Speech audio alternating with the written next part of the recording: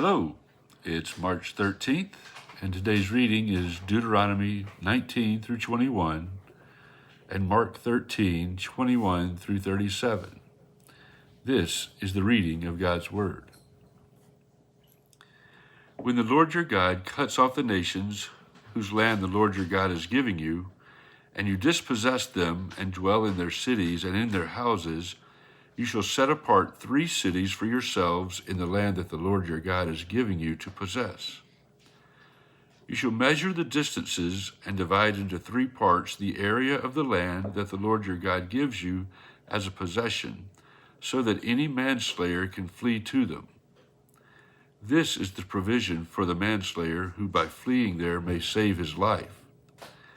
If anyone kills his neighbor unintentionally without having hated him in the past, as when someone goes into the forest with his neighbor to cut wood, and his hand swings the axe to cut down a tree, and the head slips from the handle and strikes his neighbor so that he dies, he may flee to one of these cities and live.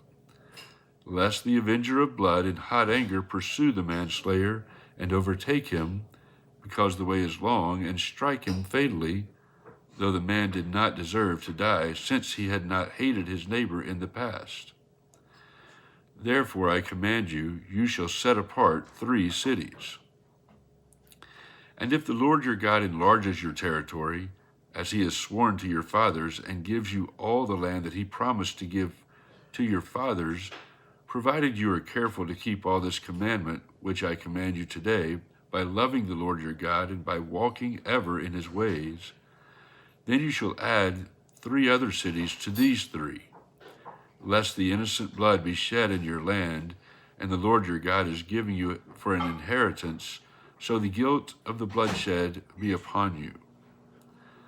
But if anyone hates his neighbor and lies in wait for him and attacks him and strikes him fatally so that he dies, and he flees into one of these cities, then the elders of his city shall send and take him from there, and hand him over to the avenger of blood, so that he may die. Your eyes shall not pity him, but you shall purge the guilt of innocent blood from Israel, so that it may be well with you. You shall not move your neighbor's landmark, which the men of old have set, in the inheritance that you will hold in the land that the Lord your God is giving you to possess. A single witness shall not suffice against a person for any crime or for any wrong in connection with any offense that he has committed. Only on the evidence of 2 witnesses or 3 witnesses shall a charge be established. If a malicious witness arises to accuse a person of wrongdoing, then both parties to dispute shall appear before the Lord, before the priests and the judges who are in office in those days. The judges shall inquire diligently, and if the witness is a false witness and has accused his brother falsely, then you shall do to him as he had meant to do to his brother. So you shall purge the evil from your midst, and the rest shall hear and fear, and shall never again commit any such evil among you. Your eye shall not pity. It shall be life for life, eye for eye, tooth for tooth, hand for hand, foot for foot. When you go out to war against your enemies, and see horses and chariots and an army larger than your own, you shall not be afraid of them. For the Lord your God is with you, who brought you up out of the land of Egypt. And when you draw near to the battle, the priest shall come forward and speak to the people, and shall say to them, Hear, O Israel, today you are drawing near for battle against your enemies. Let not your heart faint. Do not fear or panic or be in dread of them. For the Lord your God is he who goes with you to fight for you against your enemies, to give you victory. Then the officers shall speak to the people, saying, Is there any man who has built a new house and has not dedicated it? Let him go back to his house, lest he die in the battle and another man dedicate it. And is there any man who has planted a vineyard and has not enjoyed its fruit? Let him go back to his house, lest he die in the battle and another man enjoy its fruit. And is there any man who has betrothed a wife and has not taken her? Let him go back to his house, lest he die in the battle and another man take her. And the officers shall speak further to the people and say, Is there any man who is fearful and faint-hearted? Let him go back to his house, lest he make the heart of his fellows melt like his own. And when the officers have finished speaking to the people, then commanders shall be appointed at the head of the people. When you draw near to a city to fight against it, offer terms of peace to it.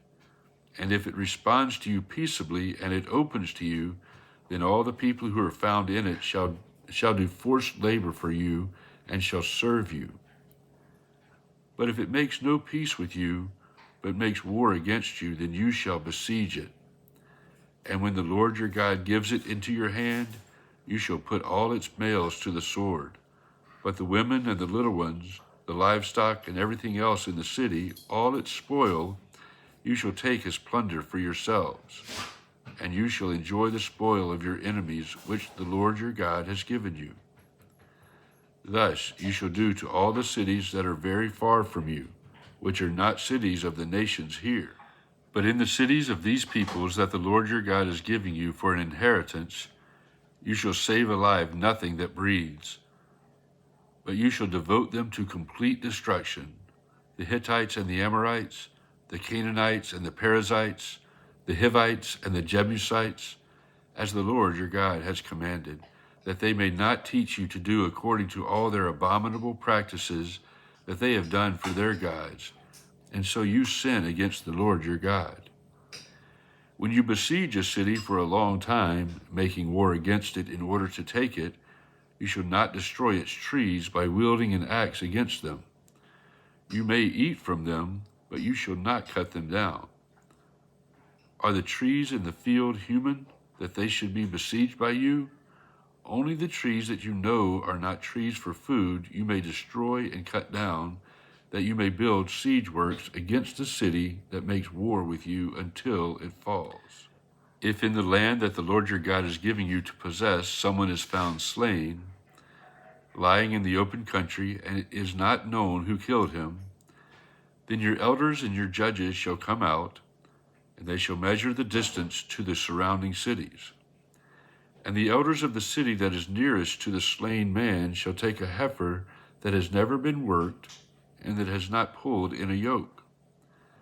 And the elders of that city shall bring the heifer down to a valley with running water, which is neither plowed nor sown, and shall break the heifer's neck there in the valley. Then the priests, the sons of Levi, shall come forward, for the Lord your God has chosen them to minister to him and to bless in the name of the Lord, and by their word every dispute and every assault shall be settled. And all the elders of that city nearest to the slain man shall wash their hands over the heifer whose neck was broken in the valley, and they shall testify, Our hands did not shed this blood, nor did our eyes see it shed. Accept atonement, O Lord, for your people Israel, whom you have redeemed, and do not set the guilt of innocent blood in the midst of your people Israel, so that their blood guilt be atoned for. So you shall purge the guilt of innocent blood from your midst when you do what is right in the sight of the Lord. When you go out to war against your enemies, and the Lord your God gives them into your hand, and you take them captive, and you see among the captives a beautiful woman, and you desire to take her to be your wife, and you bring her home to your house, she shall shave her head and pare her nails. And she shall take off the clothes in which she was captured, and shall remain in your house and lament her father and her mother a full month. After that you may go into her and be her husband, and she shall be your wife. But if you no longer delight in her, you shall let her go where she wants. But you shall not sell her for money, nor shall you treat her as a slave, since you have humiliated her. If a man has two wives, the one loved and the other unloved, and both the loved and the unloved have borne him children, and if the firstborn son belongs to the unloved, Then on the day when he assigns his possessions as an inheritance to his sons, he may not treat the son of the loved as the firstborn in preference to the son of the unloved, who is the firstborn. But he shall acknowledge the firstborn, the son of the unloved, by giving him a double portion of all that he has, for he is the firstfruits of his strength. The right of the firstborn is his. If a man has a stubborn and rebellious son who will not obey the voice of his father or the voice of his mother, and though they discipline him, he will not listen to them, then his father and his mother shall take hold of him and bring him out to the elders of his city at the gate of the place where he lives, and they shall say to the elders of this city, "This our son is stubborn and rebellious. He will not obey our voice. He is a glutton and a drunkard." Then all the men of the city shall stone him to death with stones. So you shall purge the evil from your midst, and all Israel shall hear and fear. And if a man has committed a crime punishable by death, and he is put to death, and you hang him on a tree, his body shall not remain all night on the tree, but you shall bury him the same day, for a hanged man is cursed by God. You shall not defile your land that the Lord your God is giving you for an inheritance. Mark 13:21 through 37. And then if anyone says to you, "Look, here is the Christ," or "Look, there he is," do not believe it. For false Christs and false prophets will arise and perform signs and wonders to lead astray, if possible, the elect. But be on guard. I have told you all things beforehand. But in those days, after that tribulation, the sun will be darkened, and the moon will not give its light, and the stars will be falling from heaven, and the powers in the heavens will be shaken. And then they will see the Son of Man coming in clouds with great power and glory. And then he will send out the angels and gather his elect from the four winds, from the ends of the earth to the ends of heaven. From the fig tree learn its lesson. As soon as its branch becomes tender and puts out its leaves, you know that summer is near. So also, when you see these things taking place, you know that he is near at the very gates.